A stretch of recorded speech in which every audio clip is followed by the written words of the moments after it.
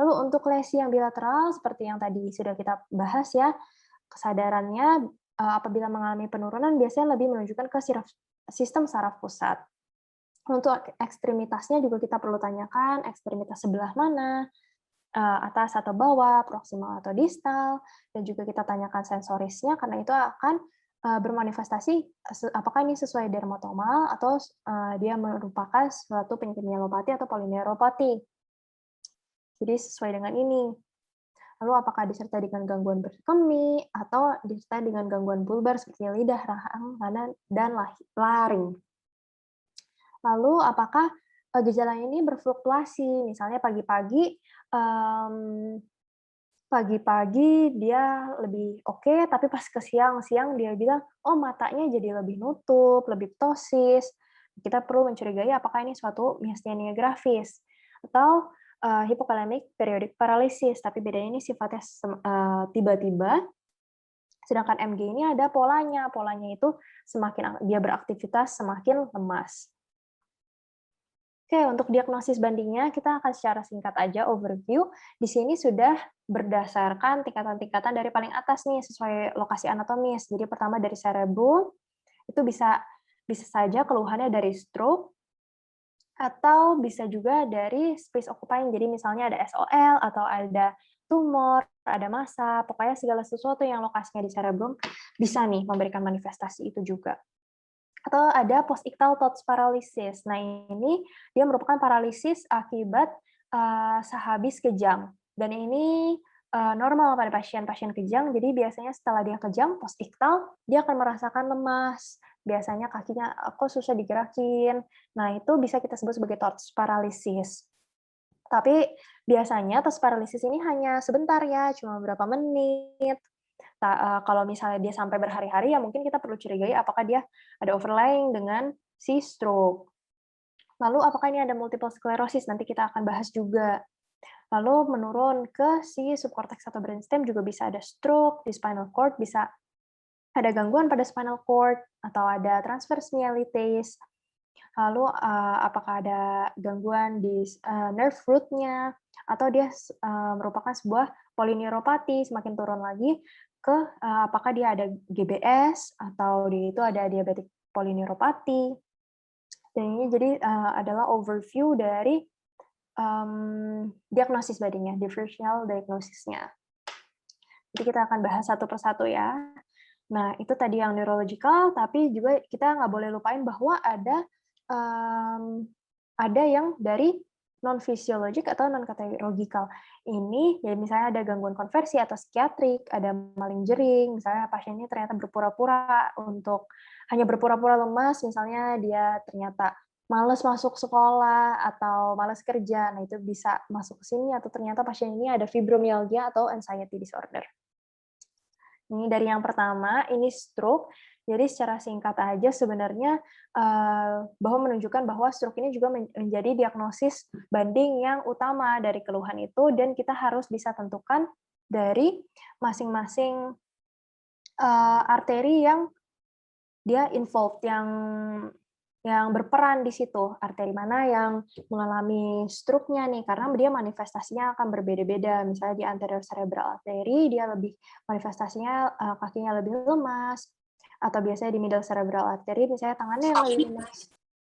Atau di PCA, yang ternyata dia disertai dengan gangguan-gangguan penglihatan juga, karena dia letaknya di posterior ya. Nah, untuk lebih lengkapnya ini sebenarnya kemarin sudah dibawakan oleh Reza juga di kelas open class, yang benar-benar lebih lengkap lagi mengenai stroke. Jadi di sini kita skip aja, cuma sebagai kita tahu bahwa diagnosis banding stroke ini ada loh.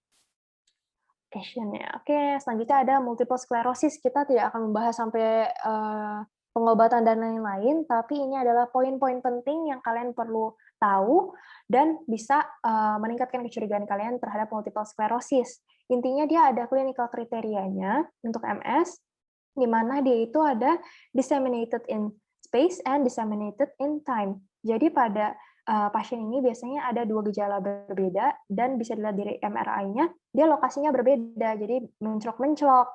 Misalnya lesi pertama di sini, lesi kedua di sini, jadi dia disseminated in space. Dan yang kedua juga ada disseminated in time. Jadi dari waktunya juga berbeda. Misalnya hari ini dia ada keluhan, pasien ini datang dengan keluhan penglihatan, matanya ada gangguan, oftalmoplegi. Lalu, 1 bulan kemudian dia datang lagi dengan keluhan, "Sekarang kok saya kakinya nggak bisa gerak." Nah, itu artinya ada disseminated in time. Biasanya dia ini menyerang, orang-orang usia 20 sampai 40 tahun, dan juga pada pemeriksaan fisik kita harus temukan adanya defisit ya, pada pemeriksaan neurologis dan tidak ada, diagnosis bandingnya juga kita udah, singkirkan. Dia ini yang merupakan penyakit autoimun, karena ada demyelinisasi, dan pemeriksaan penunjangnya yang paling sering kita lakukan adalah MRI dan juga CSF. Pada pasien-pasien seperti ini memang dia itu, MS ini merupakan the great imitator, di mana dia itu artinya bisa menyerupai, bermacam-macam gejala. Jadi diagnosis bandingnya juga akan sulit. Jadi misalnya dia datang dengan keluhan kakinya lemas, kita juga diagnosis bandingnya bisa stroke, bisa lain-lain. Jadi kita jangan lupakan bahwa ada diagnosis multiple sclerosis. Biasanya pada dokter-dokter spesialis kita berikan corticosteroid high dose apabila membaik. Nah, kita bisa meningkatkan lagi kecurigaan kita terhadap si multiple sclerosis. Selanjutnya turun ke daerah spinal cord, salah satu yang paling penting atau paling ikonik lah ya, yaitu diagnosis si Brown-Sequard syndrome. Tapi sebenarnya di spinal cord ini juga banyak banget transaction lainnya. Nah, ini kita bahas singkat aja. Kalau di spinal cord ini, si Brown-Sequard syndrome itu ada gangguan misalnya pada lesi sebelah sini, yaitu ada gangguan sensori di level lesinya, disertai dengan flaccid paralysis. Jadi, di sini kalau kita periksa lesinya adalah lesi LMN, lalu pada bagian bawah yang ipsilateral dari lesi, kita temukan spastik paraparesis, lalu juga ada ipsilateral ini juga ada gangguan pada vibration-nya, dan posisi gangguan proprioception-nya, dan kontralateralnya yang pain. Nah, jadi kenapa bisa terjadi? Karena ada track-track spinothalamic tract, corticospinal tract-nya, jadi tergantung dari potongan yang tadi sudah dijelaskan di awal, yang di anatomis di awal, tergantung terkenanya di mana. Tapi ini hanya overview singkat aja. Lalu juga ada diagnosis transverse myelitis, di mana dia itu ada proses inflamasi pada spinal cord-nya. Nah, ini juga tergantung di level mana dia menekan, inflamasinya ada level mana, ini ada gambarannya di sini, misalnya inflamasinya di sini, setinggi ini, maka dia akan memberikan manifestasi yang berbeda apabila dia inflamasinya lokasinya lebih rendah. Jadi berbeda-beda. Biasanya pasien mengeluhkan kelemahan anggota gerak secara tiba-tiba karena dia berkaitan dengan adanya edema, lalu ada gangguan sensoris dan gangguan pada sphincter. Selanjutnya ada GBS juga nih.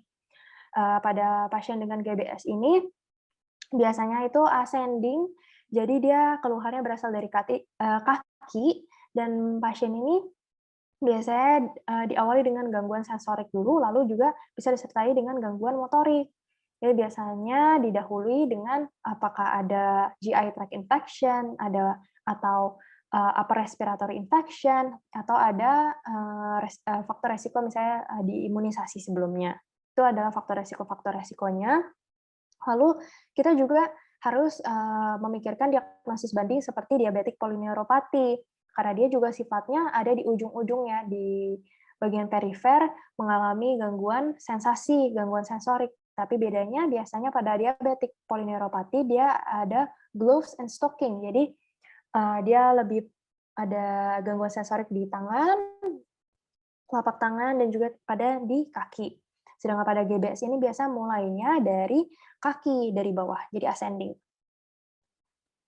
Lalu untuk patologinya, yang sebenarnya ada banyak, tapi yang paling sering adalah 2 ini yang sering dibahas, yaitu ada AIDP, Acute Inflammatory Demyelinating Polyradiculopathy, di mana dia itu menyerang Schwann cell-nya. Sedangkan untuk yang aman atau AMSAN, itu akut motor atau motor sensorik aksonal neuropati, dia menyerang pada bagian aksonnya. Jadi seperti di gambar ini, kalau yang AIDP dia menyerang pada mielinnya, bagian Schwann cell-nya, bagian luarnya, sedangkan yang ini menyerangnya pada bagian aksonnya, lokasinya lebih di dalam. Lalu ada satu juga yang perlu kita ketahui, yaitu si Miller-Fisher syndrome, di mana dia itu ada ataksia, arefleksia, dan juga oftalmoplegia.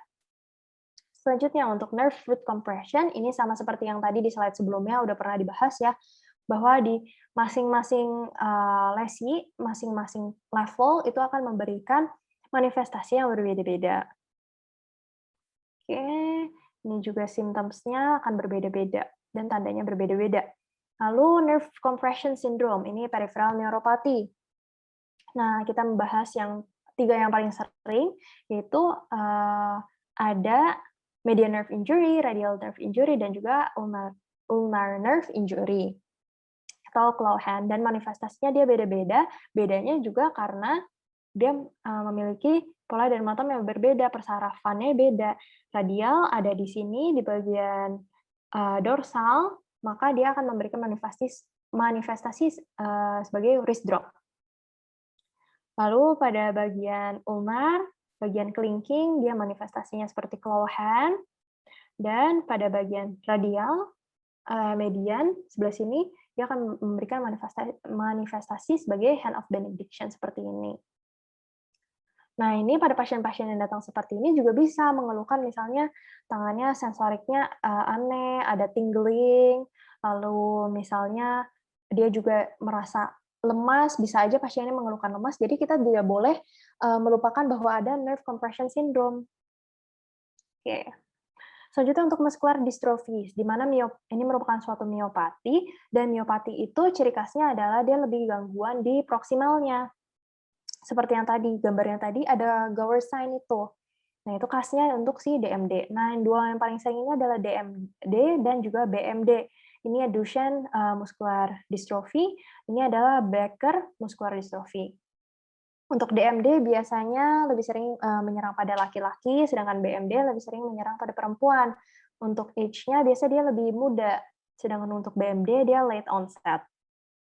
Dan DMD ini kasusnya lumayan sering, progresinya lebih cepat, dan yang paling khasnya dia ada gangguan di intelligence-nya. Jadi pada pasien anak-anak kita juga perlu tanyakan, gimana perkembangan tumbuh kembangnya bagaimana, apakah sudah bisa di umur segini, apakah sesuai dengan perkembangan anak lain, misalnya temannya yang lain yang seumuran udah bisa membaca, tapi anak ini masih ketinggalan, nggak bisa baca. Nah, itu juga salah satu ciri khasnya pada pasien DMD. Nah, memang pada pasien-pasien ini life expectancy-nya rendah ya, dan ini ada gejala-gejala lainnya yang bisa membedakan DMD dan BMD.